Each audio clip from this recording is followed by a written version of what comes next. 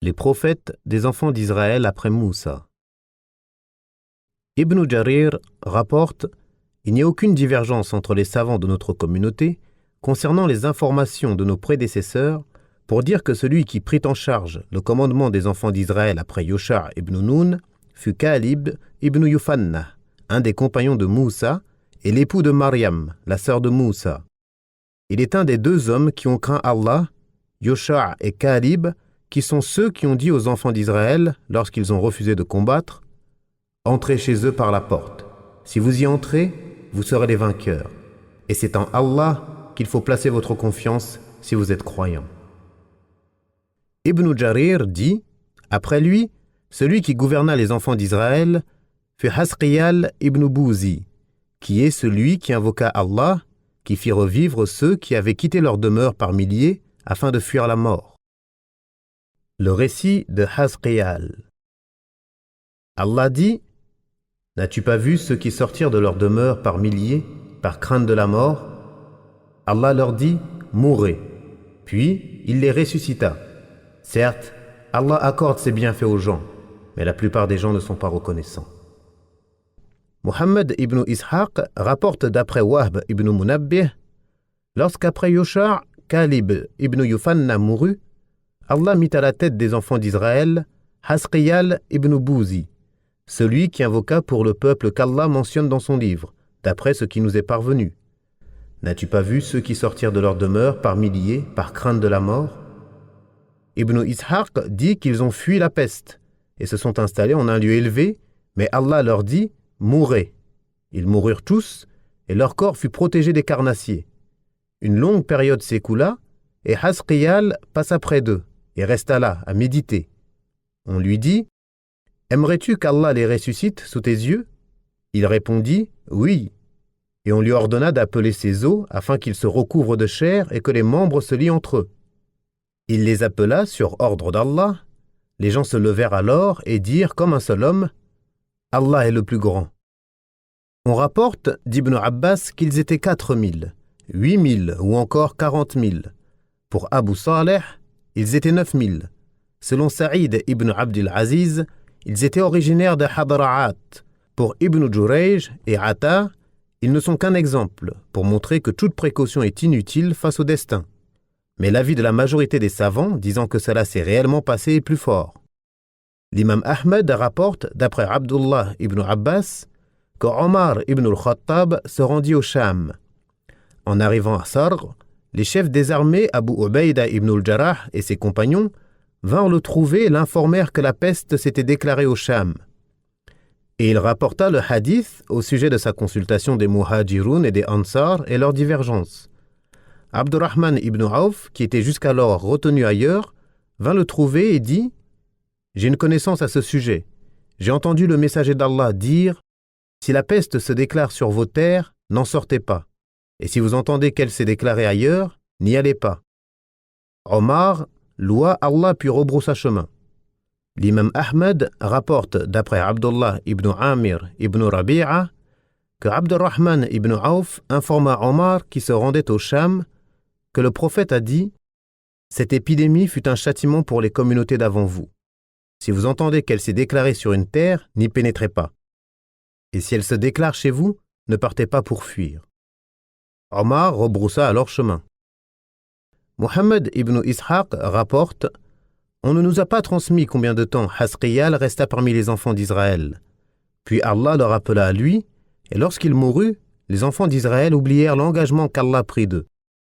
Les événements se succédèrent parmi eux, ils adorèrent les statues parmi lesquelles Baal. Allah leur envoya alors Ilyas. Nous avons mentionné le récit d'Ilyas à la suite du récit d'Al-Khidr, car ils sont généralement cités ensemble, et parce que son récit se trouve après celui de Moussa dans Surat As-Safat. C'est pour ces raisons que nous avons mentionné son récit plus tôt, et Allah est plus savant.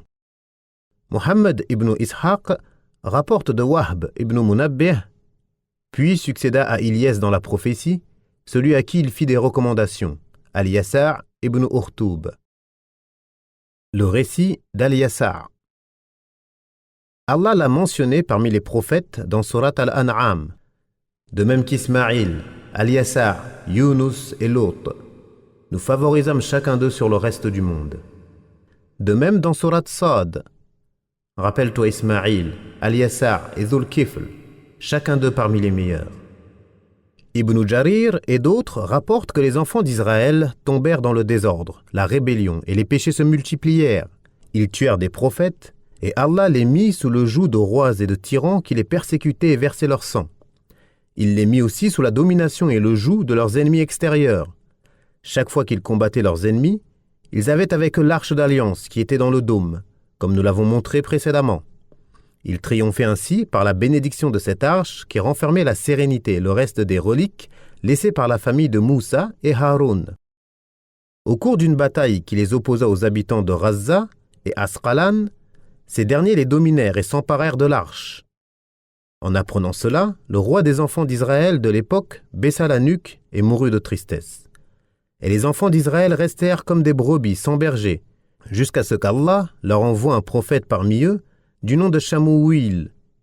Ils lui demandèrent alors de leur désigner un roi, afin qu'ils combattent sous ses ordres leurs ennemis. Et il leur arriva ce que nous mentionnerons dans ce qui suit, comme Allah l'a rapporté dans son livre. Ibn Jarir a dit « 460 années se sont écoulées entre la mort de Yosha' ibn Nun et la prophétie de Shamouil ibn Ba'ali. » Il cita ensuite en détail les noms de tous les rois qui régnèrent sur les enfants d'Israël, mais nous avons sciemment délaissé cela. Le récit de Shamouil.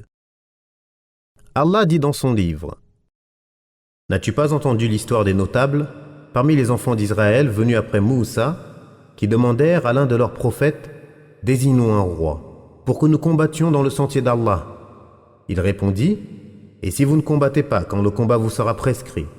Ils dirent « Qu'aurions-nous à ne pas combattre dans le sentier d'Allah alors qu'on nous a expulsés de nos maisons et qu'on a capturé nos enfants ?»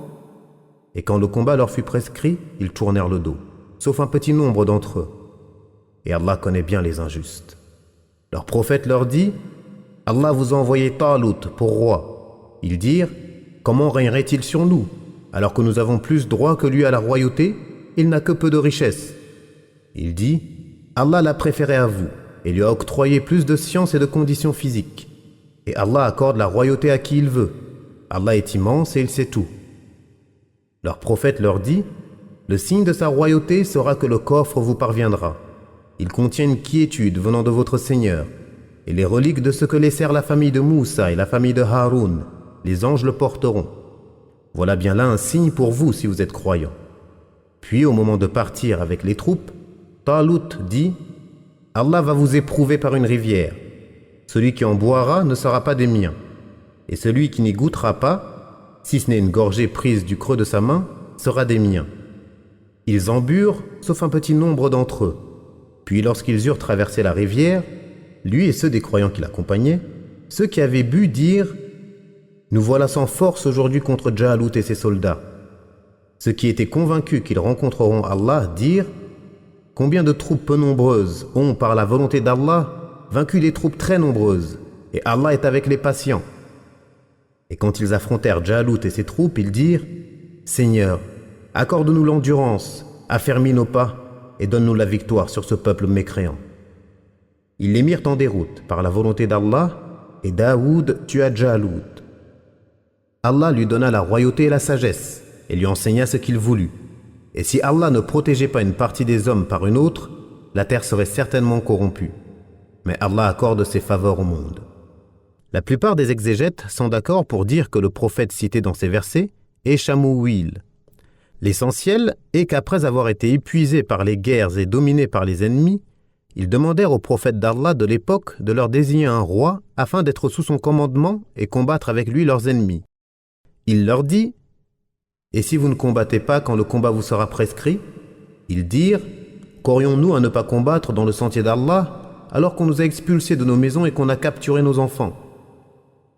Ils lui dirent « Nous combattrons et obéirons, et nous devons de le faire pour nos enfants faibles qui ont été enlevés et faits prisonniers. » Allah dit « Et quand le combat leur fut prescrit, ils tournèrent le dos, sauf un petit nombre d'entre eux. Et Allah connaît bien les injustes. » Comme Allah le mentionne à la fin du récit, seul un petit nombre traversa le fleuve avec leur roi. Quant aux autres, ils tournèrent le dos, refusant de combattre. Allah dit Leur prophète leur dit « Allah vous a envoyé Talut pour roi ». Ikrima et As-Suddi ont dit qu'il était porteur d'eau. Wahb ibn Munabbih a dit, quant à lui, qu'il était tanneur. On a tenu également d'autres avis, et Allah est plus savant. C'est pour cette raison qu'ils ont dit « Comment régnerait-il sur nous, alors que nous avons plus droit que lui à la royauté, et il n'a que peu de richesses ?» Ils se détournèrent de lui et critiquèrent son commandement. Ils dirent « Nous avons plus de droit à la royauté que lui. » Ils dirent aussi qu'il était pauvre et qu'il n'avait aucune richesse. Alors comment pourrait-il être roi ? Il dit « Allah l'a préféré à vous et lui a octroyé plus de science et de conditions physiques. » On dit qu'il s'agissait de l'art de la guerre ou encore d'une supériorité globale dans la connaissance et de conditions physiques. On dit qu'il s'agissait de la taille ou de la beauté physique. Le sens du texte indique qu'il était le plus beau et le plus savant d'entre eux après leur prophète. Et Allah accorde la royauté à qui il veut. C'est lui qui détient le pouvoir, la création et l'administration. Allah est immense et il sait tout. Leur prophète leur dit « Le signe de sa royauté sera que le coffre vous parviendra. Il contient une quiétude venant de votre Seigneur et les reliques de ce que laissèrent la famille de Moussa et la famille de Haroun. Les anges le porteront. Voilà bien là un signe pour vous si vous êtes croyants. » C'est un des bienfaits découlant du commandement de cet homme pieux. Allah leur rendra le coffre, l'arche d'alliance, dont s'étaient emparés leurs ennemis, et c'est par la cause de ce coffre qu'ils triomphaient de leurs ennemis. Il contient une quiétude venant de votre Seigneur. On rapporte qu'il s'agissait d'un vase en or dans lequel était lavée la poitrine des prophètes. On dit de la quiétude, sakina, qu'elle était semblable à un vent rapide, que sa forme était celle d'un chat, et lorsqu'il miaulait au cours d'une bataille, les enfants d'Israël étaient assurés de la victoire, et les reliques de ce que laissèrent la famille de Moussa et la famille de Haroun. On dit qu'ils contenaient les tablettes brisées et de la manne qu'Allah leur accorda pendant l'errance. Les anges le porteront. Ce sont les anges qui vous l'apporteront et le porteront. Et vous le verrez de vos propres yeux, afin qu'il soit un signe d'Allah pour vous et une preuve éclatante de la véracité de ce que je dis et du pouvoir de ce roi pieux sur vous. C'est pourquoi il dit « Voilà bien là un signe pour vous, si vous êtes croyants. » On dit que lorsqu'il vainquit les géants avec ce coffre qui contenait ce que nous avons rappelé comme quiétude et reliques bénies, on dit qu'il contenait également la Torah, lorsqu'ils en prirent possession, ils le placèrent sous une de leurs statues, sur leur terre, et au matin, le coffre se trouva sur la tête de la statue. Ils le placèrent de nouveau dessous, mais au lendemain, le coffre se trouva également sur la statue. Lorsque cela se répéta, ils surent que cela venait d'Allah. Ils sortirent donc le coffre de leur terre et l'emmenèrent dans une de leurs villes. Une douleur frappa leur cou, et lorsque cela dura, ils le mirent sur un chariot, l'attachèrent et l'envoyèrent ainsi. On dit que ce sont les anges qui le conduisaient jusqu'à la portée aux enfants d'Israël, qui regardaient ainsi que les en avait informés leurs prophètes. Allah est plus savant de la forme qu'empruntèrent les anges, mais le sens du texte indique que les anges le portaient eux-mêmes, et Allah est plus savant. Quant à la première explication, elle a été rapportée par un grand nombre d'exégètes, voire la majorité d'entre eux. Puis, au moment de partir avec les troupes, Talut dit « Allah va vous éprouver par une rivière. Celui qui en boira ne sera pas des miens, et celui qui n'y goûtera pas, si ce n'est une gorgée prise du creux de sa main, sera des miens. » Ibn Abbas, ainsi que de nombreux exégètes ont dit que la rivière en question était le Jourdain. Au moment de la traversée, Talut mit à l'épreuve ses armées, sur ordre de son prophète, sur ordre d'Allah, en disant « Celui qui boira de cette rivière ne m'accompagnera pas pour cette bataille. Seuls ceux qui n'en boiront pas, si ce n'est une gorgée puisée dans la main, pourront m'accompagner. » Allah dit « Ils en burent, sauf un petit nombre d'entre eux. » Al-Bukhari rapporte d'après Al-Barra ibn Azib « Nous disions, nous compagnons du messager d'Allah, que le nombre des combattants de Badr était égal au nombre des compagnons de Talut qui traversèrent avec lui la rivière. Or seuls un peu plus de 300 croyants la traversèrent avec lui. Allah dit « Puis lorsqu'ils eurent traversé la rivière, lui et ceux des croyants qui l'accompagnaient, ceux qui avaient bu dirent « Nous voilà sans force aujourd'hui contre Jalut et ses soldats. » Ils sous-estimèrent leur force, car leur nombre était beaucoup plus faible que celui de l'armée adverse. Ceux qui étaient convaincus qu'ils rencontreront Allah dirent « Combien de troupes peu nombreuses ont, par la volonté d'Allah, vaincu des troupes très nombreuses, et Allah est avec les patients. » les hommes courageux, perspicaces, doués de foi et de certitude, et les endurants parmi eux les encouragèrent à l'endurance et au combat. Et quand ils affrontèrent Jalout et ses troupes, ils dirent « Seigneur, accorde-nous l'endurance, affermis nos pas et donne-nous la victoire sur ce peuple mécréant. » Ils demandèrent à Allah de déverser sur eux l'endurance, de manière à ce que la sérénité inonde leur cœur et qu'ils ne soient pas tourmentés et que s'affermissent leurs pas dans la bataille et le combat contre le faux, et qu'il leur accorde la victoire. Ils demandèrent à Allah la consolidation intérieure et extérieure, ainsi que la victoire sur leurs ennemis, qui étaient aussi les siens, qui étaient mécréants et reniaient ses signes et ses bienfaits. L'immense, le tout-puissant, l'audient, le clairvoyant et le sage les exauça, et les amena vers ce qu'ils désiraient. C'est pourquoi il dit « Ils les mirent en déroute par la volonté d'Allah ». C'est-à-dire grâce à la puissance d'Allah, et non par leur propre puissance, et grâce à la force et au soutien d'Allah, et non par leur force et leur nombre, et ce malgré le grand nombre et la puissance de leurs ennemis. Comme Allah dit « Allah vous a donné la victoire à Badr, alors que vous étiez humiliés. Craignez Allah donc, afin que vous soyez reconnaissants. » Allah dit « Et Daoud tua Jalout. Allah lui donna la royauté et la sagesse, et lui enseigna ce qu'il voulut. » C'est une preuve du courage de Daoud, qui tua Jalout en humiliant les armées de ce dernier. Et il n'est de plus grande bataille que celle où le roi des ennemis est tué, où un butin considérable est pris, où les plus valeureux guerriers de l'ennemi sont emprisonnés, où la parole de la foi prend le dessus sur les idoles, où les alliés d'Allah prennent le dessus sur ses ennemis, et où la religion de la vérité l'emporte sur le faux et ses partisans.